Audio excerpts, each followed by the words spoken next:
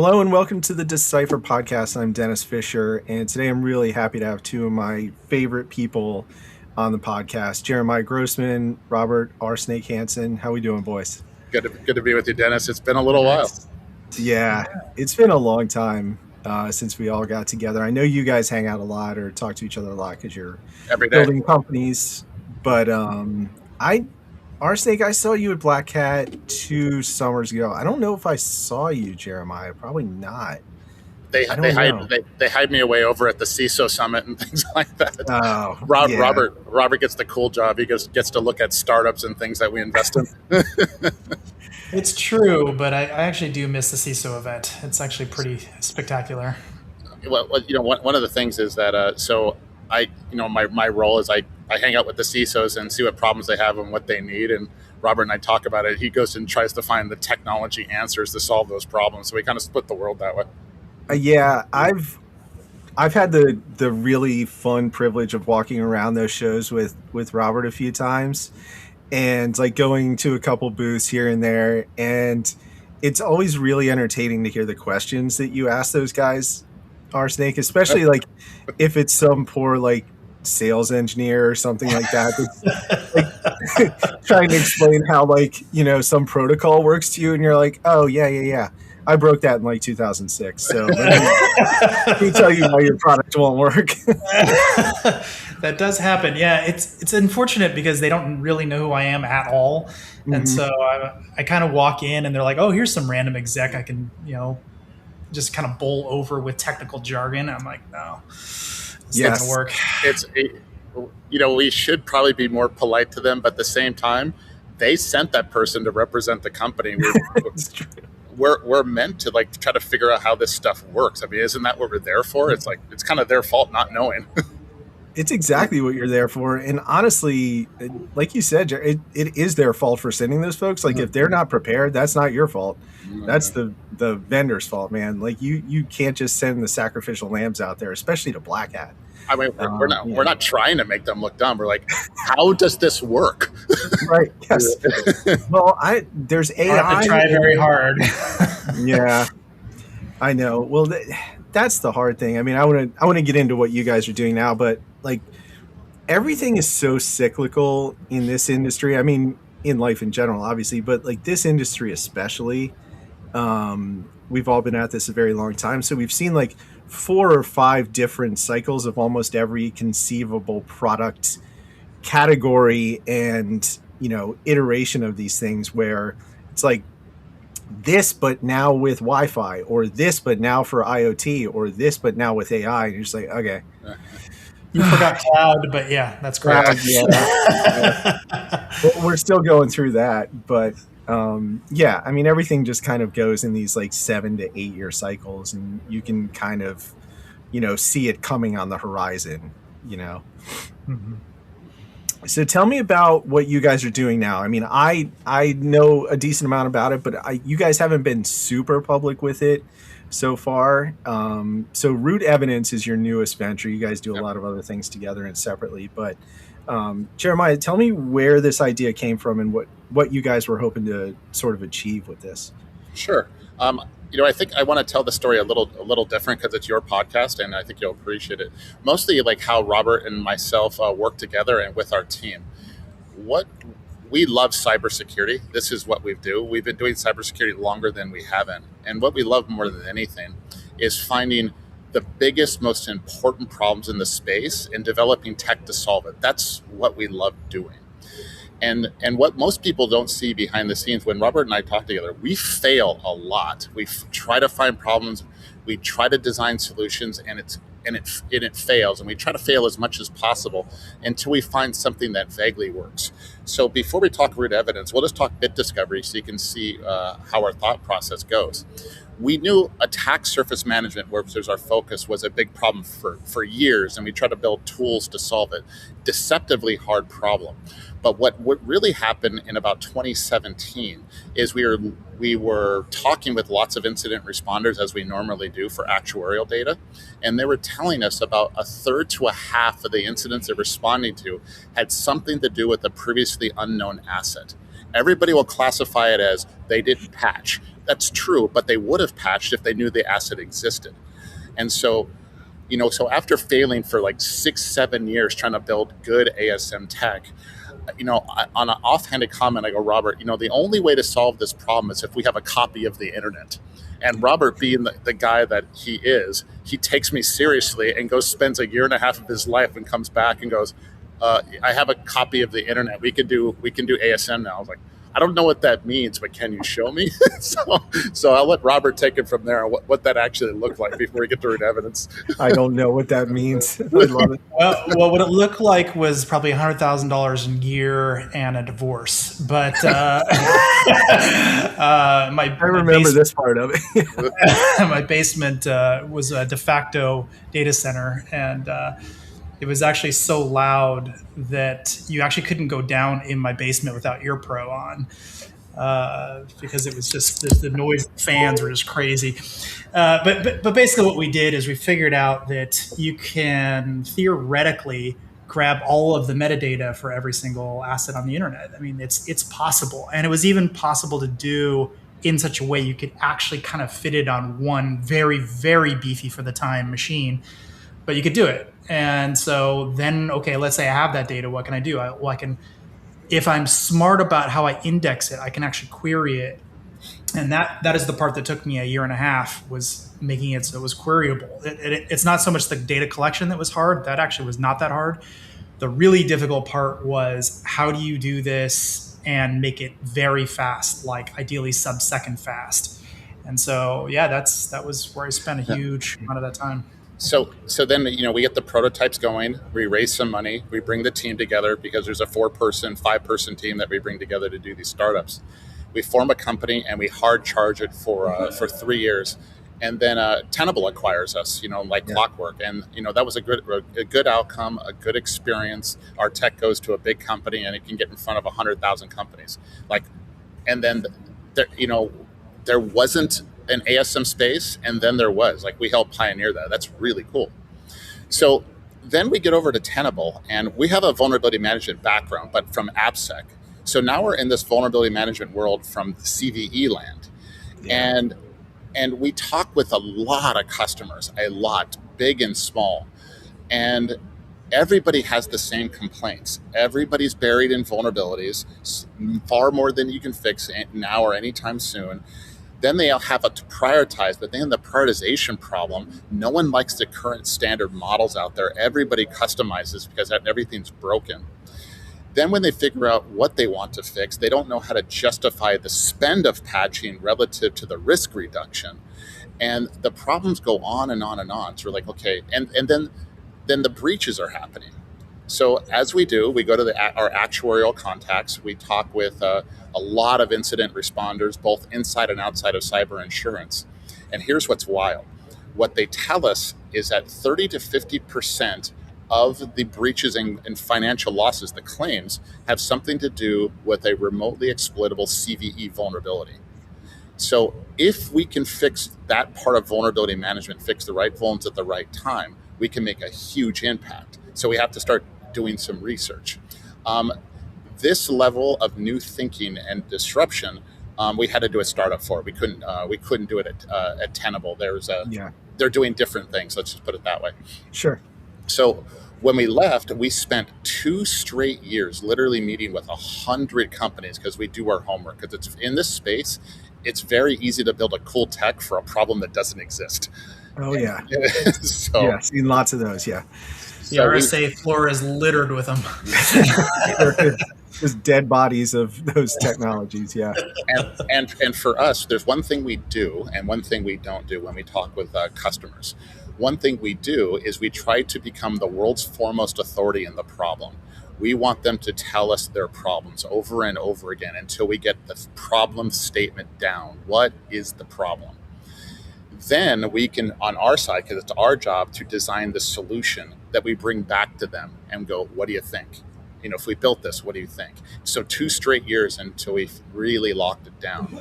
And the answer for us really goes like this. And you have to understand one thing, and everybody will know this.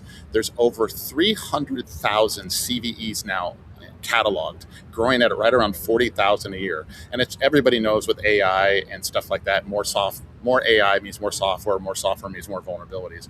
Sure. We're already buried. But what no one's looking at is what's actually getting exploited. If you look at the data that we have that we're able to collect, not just from like the CISA kevs and the VulnCheck kevs, when we talk to the actual incident responders, what is getting used, it's really less than 1% to 2% of CVEs in total that are getting used for financial loss. Now, one step further than that to really understand the problem is that number, 1%, has been the same this year as last year as the year before. That indicates that we are getting it really wrong as an industry as far as what vulnerabilities we're patching when. Because if we were patching the right vulns at the right time, the adversary would be forced to innovate, use new vulnerabilities, and not just scale. So we know for a fact we're getting it wrong. So what we decided to do was, one is download a copy of the internet. Normal behavior. Yeah. This, and I'm speaking for Robert. Like, I had to do this stuff. I was like, no, I come up with stupid ideas. And I go, so Robert, we have to do a little bit differently this time. He goes, what? I go, well, I want you to create attack surface maps ahead of time for every company on the internet. So can, work with the team and go solve that. Okay. So, and then when it comes to vulnerabilities, focus on just the vulnerabilities that reduce down to financial loss, which are in the hundreds. Then you look at the kev lists, and then it's everything after that. Which ones you fix when has to do with your patch capacity. If you do that, it's a whole new world. You don't get hacked through a remote vulnerability if you do that. Yeah, I think it's worth saying as well. One of the things we did in our homework assignment was we downloaded everything we could in the vulnerability management space that's public. So like all of the CVE lists and NVD and the Chinese data sets and anybody who has vulnerabilities, right? And we try to like marry up, like, okay, well, this group says you need to fix these vulns. These group, these kev lists say you need to fix these, and so on. And we try to marry up all this stuff, and then the Metasploit lists and what has exploits and what doesn't have exploits associated with it. Actual exploit code associated with it. And the weirdest thing, Dennis, none of them agreed. They didn't agree. And there was no overlap really between. Not really. There's like some of the kevs had some kevs are bigger than the other kevs and they kind of consume each other. So there was some overlap there.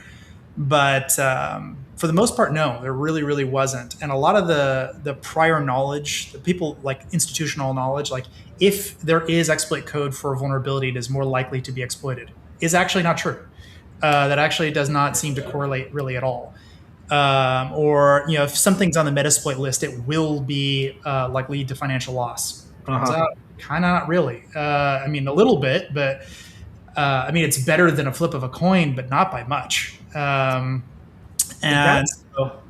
Sorry to interrupt. That's really interesting to me because I'd love to hear your theories on this as an offensive-minded researcher, Robert. Like, those were always like two markers that people like me would look at. Like, is this in Metasploit? Is there some other version of public exploit code available? If so, then that should move up the priority list. Robert should talk more about this, but because I was going to ask Robert the same question and go into it. Like, there's red teams out there that write exploit code so they can use it. That's not the adversary. So, Robert, you got to go into the stuff like what we learned on like why they don't overlap. Yeah, that's exactly the point. Like, there's other lists out there too. Like and they kind of drive things like EPSS, for instance. They come from like Fortinet as an example. Mm-hmm. And so Fortinet has all this data flowing in of like these active exploits being used in the wild. And people are like, well, look, there's evidence of exploitation.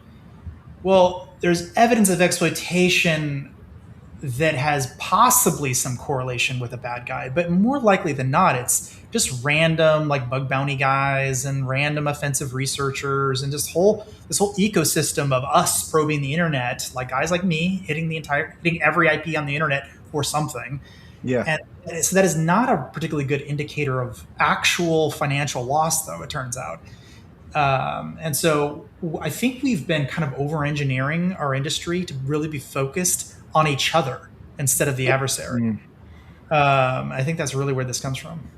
That's a really interesting point that I think, I've heard other people make that in various different ways over the course of time. Like, I think the most recent example I can think of was that React bug from December, that turned out to be a pretty relatively big deal. And everybody was sort of freaking out because there was exploit code out there and all that, and there was a bunch of attack volume. But I think it was Gray Noise that pointed out, like, look, everything that we're seeing is red teams, like almost exclusively red teams and other like known non-bad actors, which is kind of an interesting thing. It's people trying to figure out if they're vulnerable, and, bug bounty guys or people like you, Robert.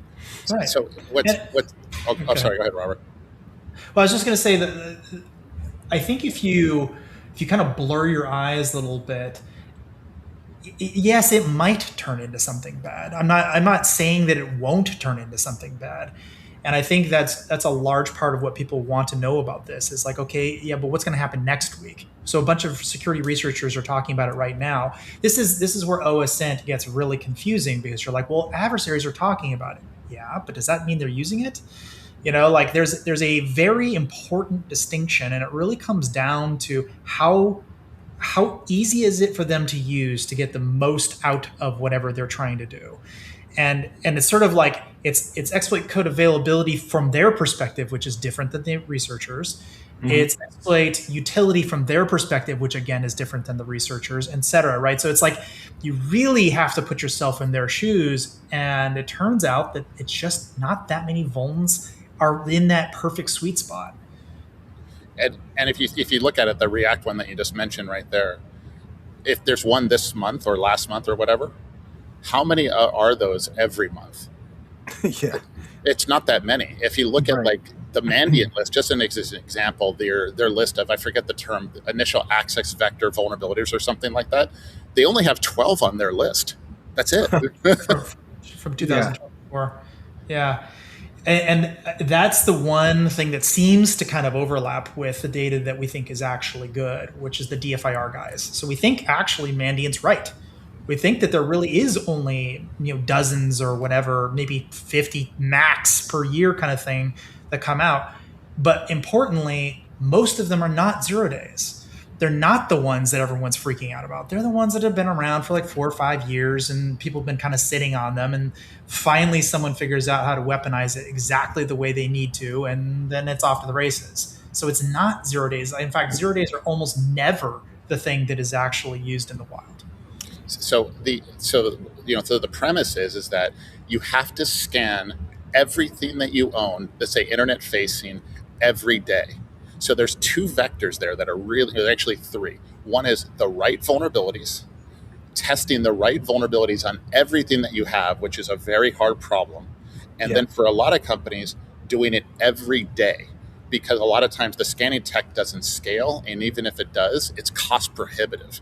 So those are the factors that go into the next generation of solutions, which we're designing. And if you get all that right, we're laser focused on not necessarily reducing breaches, but reducing financial loss. Those are 2 separate things. Everybody else can chase patch statistics. We don't want companies to lose money. That's where we're fundamentally different. I wanted to talk a little bit about that 0 day, non-0 day, existing bug sort of dichotomy there with you guys, because, people like me, idiots on the internet, love to talk about 0 days and how cool they are and like how dangerous they are and all that kind of stuff. But like, if you've been at this for more than a half an hour, you realize that they're not used all that often, like you said, Robert, and when they are, that's kind of something, you notice because it's rare. It does not happen all the time. I've had a million discussions with you about this over the years of like, look, I don't need that 0 day. I know who their web host is. I know they're running this version of their hosting software. I can get in with this bug from 4 years ago. Or I know who their support, their help desk company is. I can call them and probably get in. Like, I don't need some crazy exploit chain. We're seeing exploits being used in the wild that are back from 2008. Yeah, it's crazy. And so clearly the bad guys don't care about age. They only care about utility. Yeah.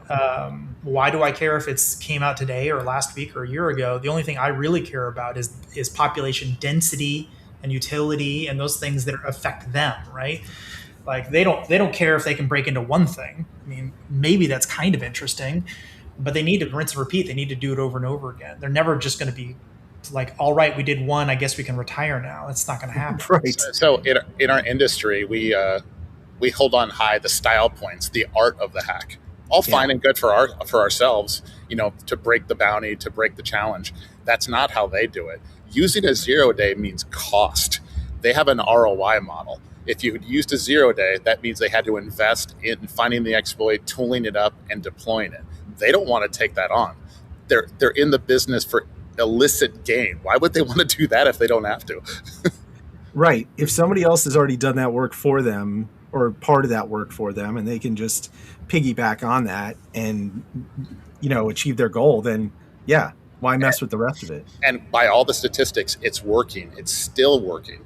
Despite a 25-year-old vulnerability management industry, 1% of vulns is causing 30 to 50% of breaches. This should scare us. This is why we're here. How, in your discussions, like, before launch and after launch and all that kind of stuff with the customers, you mentioned all the homework you guys have done. How much do the customers understand what you just explained, Jeremiah, that like the massive population of bugs really isn't their problem? It's this small subset of them. Honestly, we lay out the problem for them. They go, yes, absolutely. And they get the premise instantly, because if you really look at it, they're already doing it. That's why they all customize their prioritization models. No one uses basic CVSS or anything from a vendor. They're modifying it by value of the asset. Is the vulnerability, does it use authentication or not? Things like that. They're already reducing the volume down to the best that they can. So they get our model instantly. Where we use them for, because we've all agreed what the problem is, the general concept of the solution. So we work with our design partners every few weeks. We make a little progress. We go like this, and they go no, like that. We make a little progress, and because basically they drive our product roadmap on implementation. Our concepts are sound. Now, how do we make it the most usable and actionable we can inside the organization, more than just a concept? Now the hard part begins. Yeah, I wondered, you guys have both been CISOs or, in that sort of seat, how much of this reliance on these big vulnerability management tools and all that kind of stuff is kind of driven by like, well, I bought this thing, so we have to use it. Like we've got to, we invested X hundreds of thousands of dollars in this. I think it's not that. I think it's compliance. I think that's the reason. They have a compliance mandate. They maybe don't even really understand why they're doing it, but they have to do it. It's been foisted upon them by somebody. And so they're like, okay, well, what's the minimum we can do? And we've actually heard a lot of scary stories. Like, number one, the cost of the VM program exceeds the cost of breach. That's terrifying. Number two, we've heard people literally turning off the signatures. So it's running, but literally giving you no data, because that is actually a better ROI than running it with it turned on. And people think you're crazy. What are you talking about? It's like, actually, they're not crazy, because the expenditure of time of them wasting on a bunch of vulns that don't matter turns out to be not a good expenditure of time. So they're actually saving money by not working on any vulns at all, despite the losses, even including the losses, which is crazy. We're hearing just unbelievable things right and left from these customers. You kind of have to be there to believe it, and it's kind of shocking to hear for the first time if you're not in the room. But honestly, I think everyone's operating with pretty good sense of the fact that they have to do this cheaper. They know they're rational people. These are not crazy individuals. They know that they're spending 99 point something % of their time on vulnerabilities that don't matter. And so how do you reduce that? How do you get rid of it? And we're the only company out there that's coming with actual real data, not just, hey, put your finger in the wind. Hey, I hope these vulns are the ones that matter, kind of thing. Like, yeah. What Robert's getting to is something very core that everybody is currently missing. The customers, the companies out there get it intuitively. No one's given it a name. What they need for their program when management asks is a defensible strategy. What did they fix, when, and why? Because eventually badness will happen. A breach will happen. How could this happen? They have to have a defensible strategy for what they were doing. And that enables what our industry is supposed to do, trust.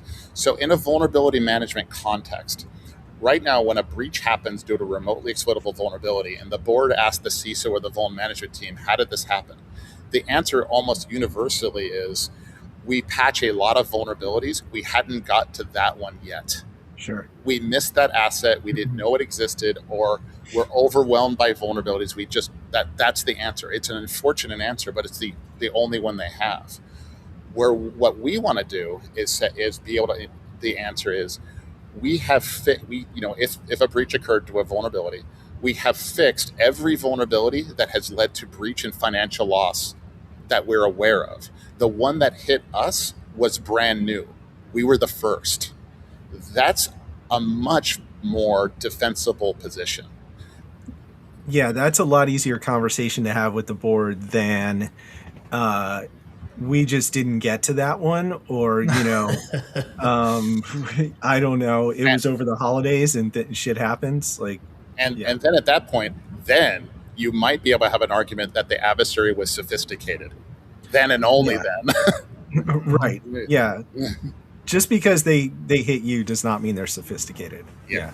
But if they're using a brand new vuln, maybe just published or a 0-day, okay, there was some investment there to hit you and maybe a few others first. But if we can get to that point and get the feedback loop going, we know of a company, a customer or a company, or the incident responders tell us brand new vulnerability is now causing loss.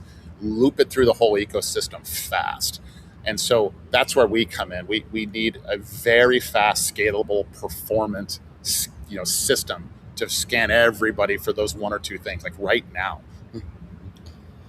Yeah, I think this is a good time to kind of dovetail slightly back into the fund. Not that we're going to dig into that too much, but one of the things the carriers gave us was sort of a laundry list of things that matter and don't matter. And went out to breakfast. Jared and I have a really good relationship with these guys, so we can just have like lunch or breakfast or whatever with these guys. And one of them told me, he's like, "Hey, we've got enough years of actuarial data. We know which things work and don't work." And I'm like, "Would you give that list to me?" He was like, "Yes." So he did. And one of the shocking things that Jared and I found, through talking with this one guy and some others, is that things that you think are on there and should be on there or whatever are definitely not on there. And I'm not saying they're not on there because they're thinly deployed and they don't have enough data. They're not on there, and these are well-known big chunks of our industry. Like, there is nothing on web appsec at all on that list. There's no firewalls on that list. There's very meaningfully large things that do not move the needle from a cyber insurance perspective at all. Why do you think that is? I mean, you would know better than I would, but is it? We've got our theories. Yeah. Okay. So I'll give the firewall one, and Jared can do the web one. How about that? Well, I think the firewall one is because firewalls are how people break in now. I mean, if you've got an Avanti or Fortinet firewall, that's how they get in.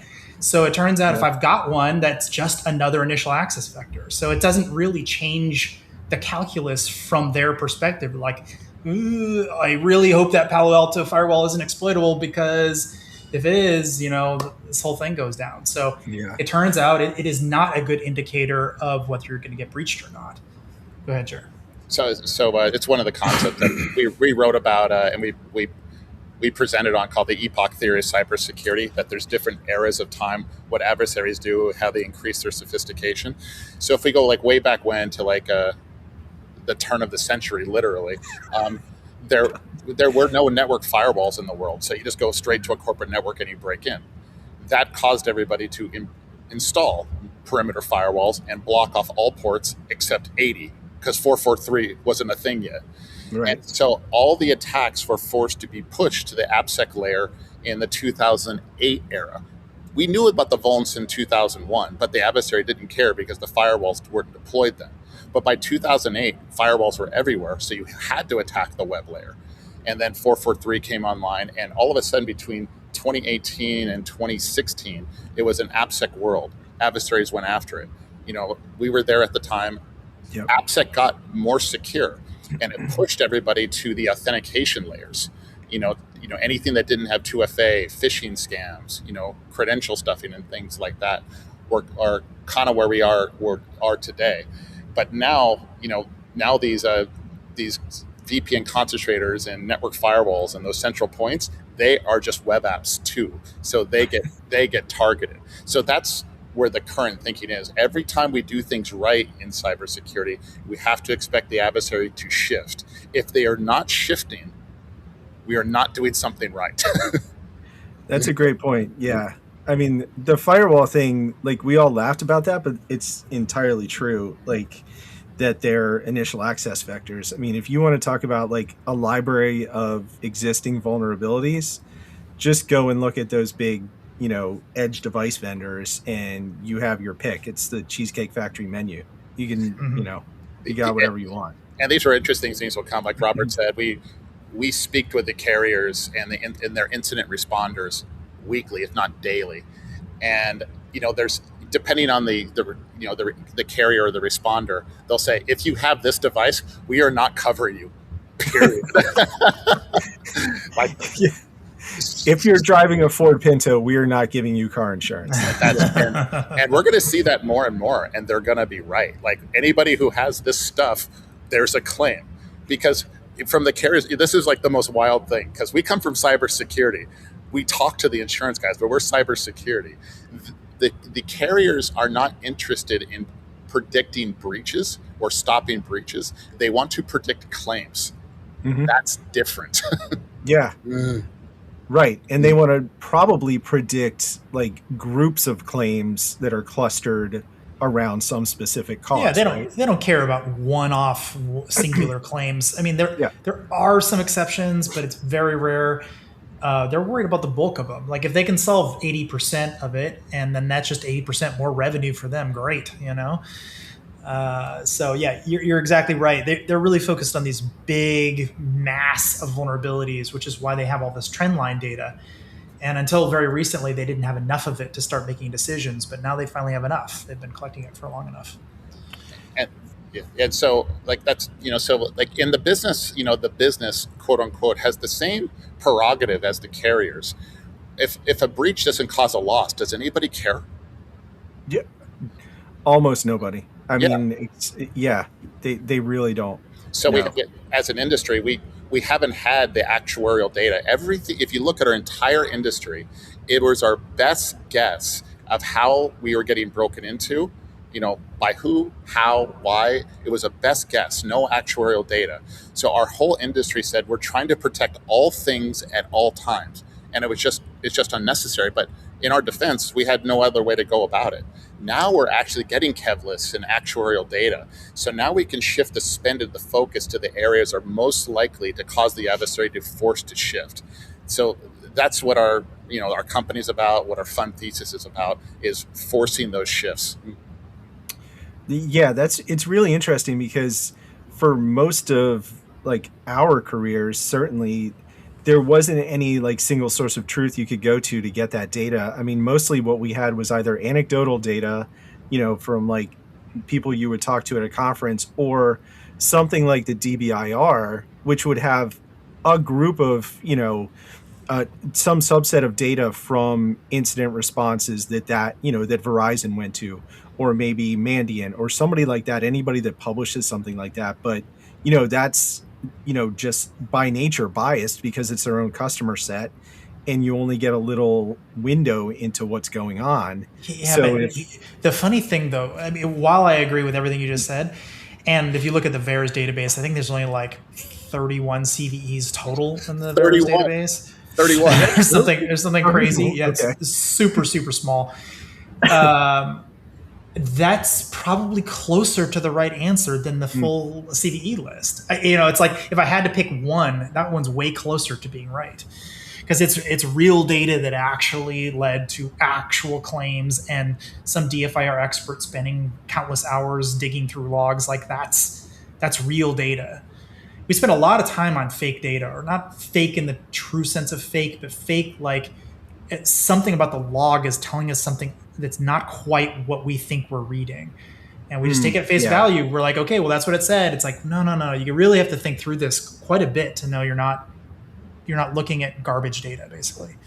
Yeah. And I mean, with a lot of those reports, you can sort of make them say what you want them to say. You can look at any given data set and be like, well, we're a healthcare company.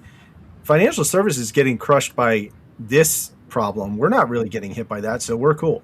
We're fine. We don't really need to worry about that. Mm-hmm. But for then, for the moment.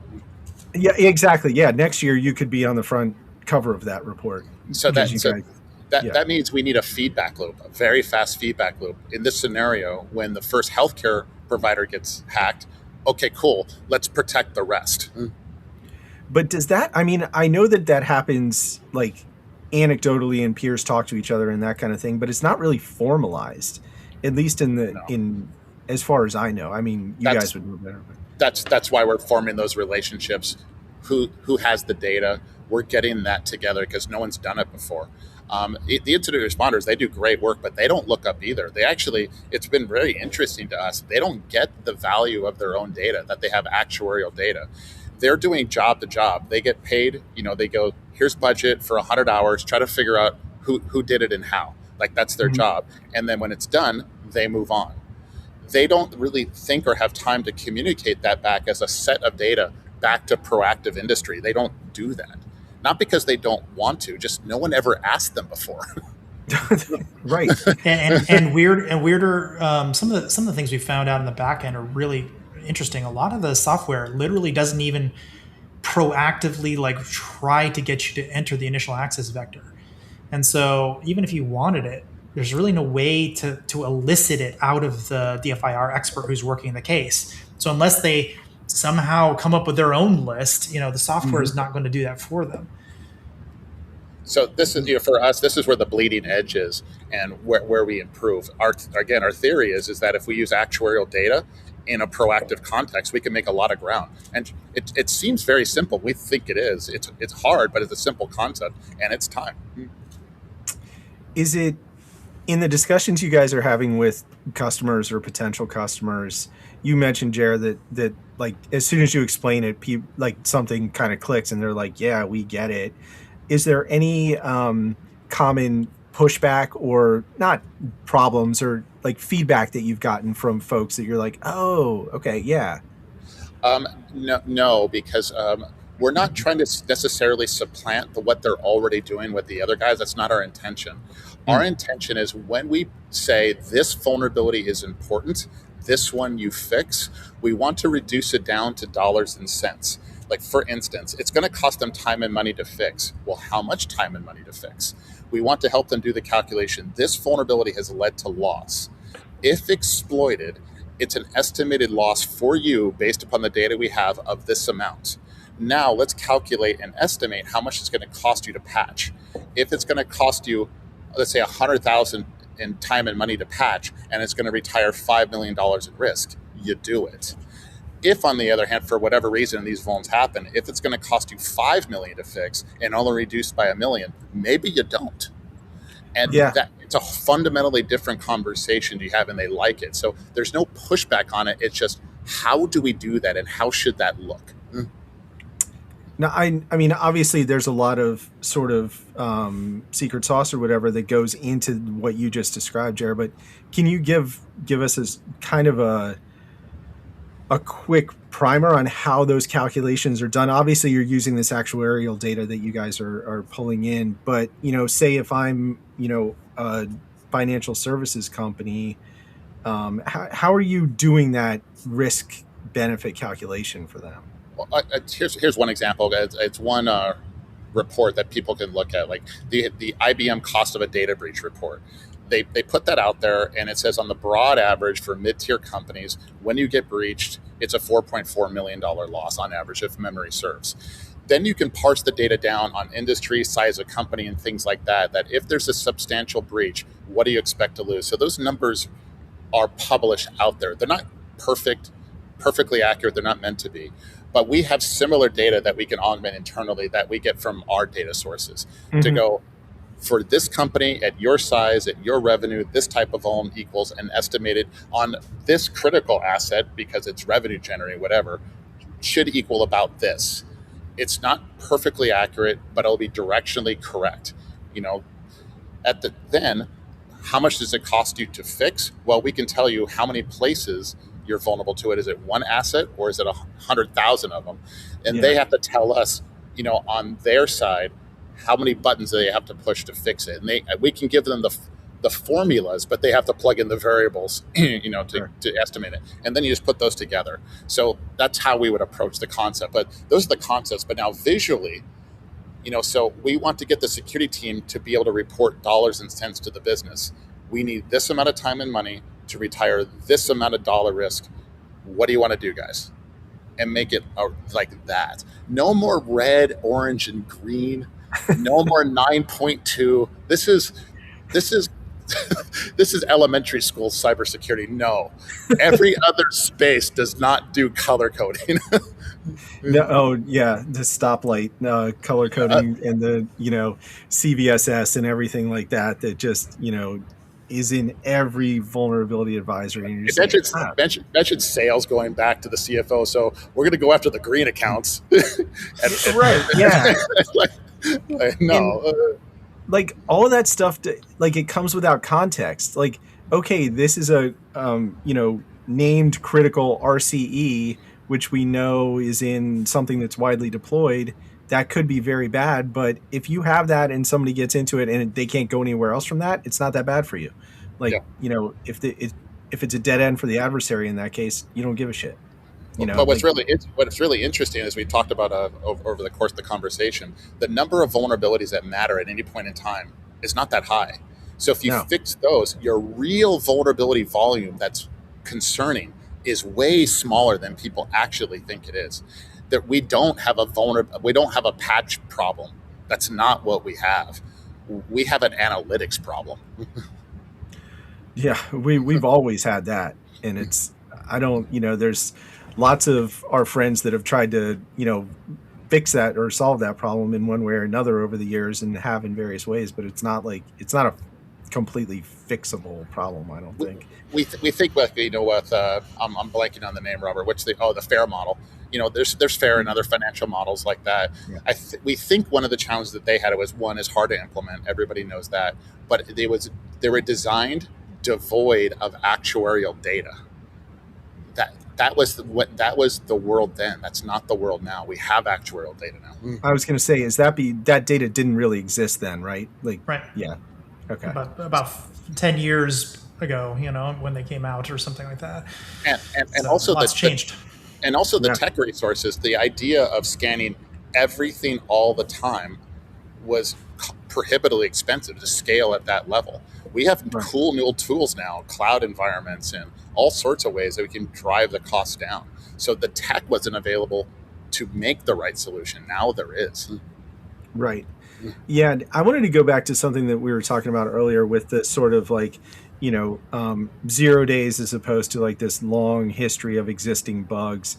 And, you know, a lot of the exploitation that we see, you know, let's just say every day, a lot of it is opportunistic stuff. You know, there's attackers, you know, cybercrime groups, probably some APTs that are just like, let's see what we can do with this Cisco bug today, or let's see what we can do with this, you know, Fortinet bug today.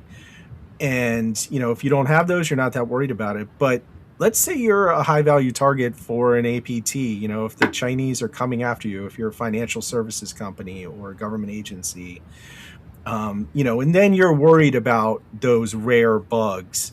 But the conversations that I've always had with defenders in those organizations, they're well aware of that. And they're like, look, if those teams have us in their sights, they're probably getting in. Like we can do the best we can do, but they're professionals. They're literally, this is their job. They wake up and do every day. So, you know, like the old, if the Mossad wants you, you're going to get Mossaded.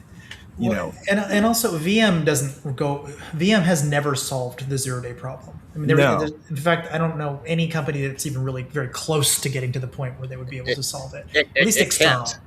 It can't. How do you scan for a vulnerability that you don't know exists? Yeah, so unless you have something like XBOW for networking or something, the idea that you're going to be doing that, and especially in a safe manner, is basically zero. You're not going to do that type of analysis. So you really need other kinds of tooling, which goes back to what I was saying before, like some of these insurers and reinsurers, what they're telling us works and doesn't work. A lot of what works to solve this problem is more post-detonation, reducing dwell time type technologies. Okay. Because you have to assume the breach happens. It will happen, but that should be okay as long as you catch them quickly. If you let them root around your network and do a bunch of stuff for a couple weeks or months, you get what you pay for. I think you can't boil the ocean with one technology. You do need a layered defense, but not in the layered like network defense type layering, the same thing 20 times in a row. It's more like different technologies solve different problems. Mm-hmm. So what Robert's getting at here is something very important to our, because we make investments as well. Like, this is our thesis. Like, we want to reduce financial loss, not necessarily breaches. So we have evidence that kind of is more on the proactive side, but we have to assume, remote breach. The adversary lands at a point, and then can you detect them through a canary or something like that relatively quickly? So, we look for those investment opportunities. Then if you get infected with something and, it beacons out to a C2 server, that's detectable. Right. Those sorts of things. And so you can find those types of solutions that reduce financial loss. And those are the solutions that we look either to build or to invest in and help out. Real quick. And, our fund already had its first exit, WireSpeed. WireSpeed was AI-enabled MDR, not for detection of the event, but for response to the event. So you see something weird, use AI to respond and ask some questions and do the human part of it. And the company was acquired. It did a great job, and it reduced the cost of MDR. That's why we were there, and it worked. Yeah, another thing I think you were kind of almost alluding to, Dennis, was nation state actors. Mm-hmm. They tend to act differently than people who are purely financially motivated, and in many different ways. They will spend a lot more time on a single target. They will burn O-days. They really are doing this nice low and slow thing. Like they look and act very, very differently. And that's more where your Kev lists start becoming useful. The existing Kev lists that are out there, like CISA Kev and ISA Kev, et cetera. And furthermore, again, you still want the defense in depth thing, so they will break in. Yeah. They're going to get past that because they know the lists just like we know the lists. And so you're going to end up having to update that list regularly, but really that's not how you solve that problem. You have this layered defense thing, and that's how you solve that problem. The other thing, the maybe last thing about this that I wanted to mention is that asset management or asset discovery problem that you mentioned way back at the beginning, Jer, where, I think you said a third to a half of all breaches come through some asset that people didn't really know that they had. I know that's not really the problem you guys are trying to solve per se, but is that even a solvable problem? I mean, there's a bunch of tools out there that sort of do that. But kind of, and we have a lot of experience building them. So I know you do, yeah. But it's still a problem, obviously, right? I mean, the problem still very much exists. You have to scan everything, so you have to find a way, at least internet facing, to find everything. We know because we built them, but the state of the art right now on an ASM that's public are tools to help you create an attack surface map. It's now possible to create one with a certain level of quality. And that's fine for today, but what we're looking for is how do you automate the entirety of that process and have an attack surface map ready to go for everyone on the internet? That's what we're building. That's the next evolution of that. And explain why, Jared, because I think that may not be obvious. Because you need speed. Well, one is no one has the time or money to curate this stuff because new assets are coming and going, ports are opening and going, patching, software updates are happening, so it's hard to keep up. But you mean on the carrier side, Robert? Yep. So the carriers they need solutions to scan hundreds of thousands of companies in sub 1 minute speeds. The whole environment. If so try to build an inventory for 100,000 or 180,000, 200,000 companies. You can't. Who's gonna do the work to create 100,000 attack surface maps? Yeah. Yes, you have a tool to automate it, but you need a person to do the work. It's very similar to the evolution of WhiteHat Security, where we had our threat research center as a symbiotic kind of thing, and then AI is now taking over for that. That's where we're now in attack surface mapping, and then you get speed, its scale, and cost efficiency is what we're going for. Okay, yeah, and at the beginning of this, Jeremiah, you explained that you told Robert you need like a copy of the internet to figure this problem out, and RSnake went and did it. I think people might think that's like exaggeration, but I remember RSnake, you called me one day and were like, hey, I'm gonna put you on video, I'm gonna show you this thing that I'm working on. This is years and years ago, I don't even know how long ago. I was like, oh, that's cool, what are you doing exactly? You're like, oh, I just like making a copy of the internet. Well, like what part of it? No, like the public part, like all of it. and this confuses people because they're like, but that's like Google or whatever. I'm like, no, because Google they're the crawlable web. That's very small compared to the actual totally size of the internet. Yeah, it's a real big data problem. So without like going down this entire rabbit hole that took you years and all that, how exactly did that work? Like, what were the broad strokes of how you went and did that? Actually, if you don't mind, Robert, if you don't mind, most everybody probably listening to this podcast is familiar with Shodan and the data set that Shodan has. So they are at least familiar with someone that knows a lot about the internet. Right. So let's use that as a launching point because that's where you start. Yeah. The major problem I didn't like, and by the way, nothing against the guys who run Shodan. I think what they do is amazing. So, props to those guys actually. But my problem with it is I'm a web guy, and the web requires you to send HTTP headers if you want to get anything other than the virtual host, the default host, right? And so right there, Shodan's a non-starter for me. I just cannot use it for basically any web stuff or a huge chunk of the web stuff. Because if you think, let's say there's millions of websites behind Cloudflare alone, they just disappear because you're not sending host headers at them. So you have to send host headers, which means you have to think about the internet in a DNS-centric way. And so right there, Shodan's out the door. And then there's guys out there who do the crawling web. They just want to crawl the web. They have built their own crawlers or they use Common Crawl or whatever. And that's wonderful. But now you're missing all the routers and switches and IP telephones and all that stuff that isn't crawlable. Mm-hmm. And then there's a whole bunch of guys who have NetFlow versions of this. And I'm like, well, that's great, except for there's a whole bunch of sites you never go to. So you're never going to see this thing that's just hanging out there forever. And so like everyone kind of had it sort of right. And then there's the manual guys. But the problem they have is they don't update fast enough. And this is one of those things that needs to update all the time. And so it's really a massive hybrid of tons and tons of ideas and concepts and tools. And there's no who is data in it. Right. Yeah, exactly. So the real problem became correlation, getting them to getting is one asset like another one. That's what took me all that time to build. It wasn't the downloading. That's actually kind of easy, comparatively anyway. The hard part is knowing that two things belong together, and so that's where I spent almost all my time. And interesting. So it's like a kind of a social graph in some ways of like kind of, yeah. Okay. And it's 7 billion or so internet-facing assets. 7 billion. I was going to ask the number 7 billion. So how much does that grow every day? Do you have any estimate? I don't know if we knew the growth rate. for when we were doing bit discovery, we saw what we called the drift rate.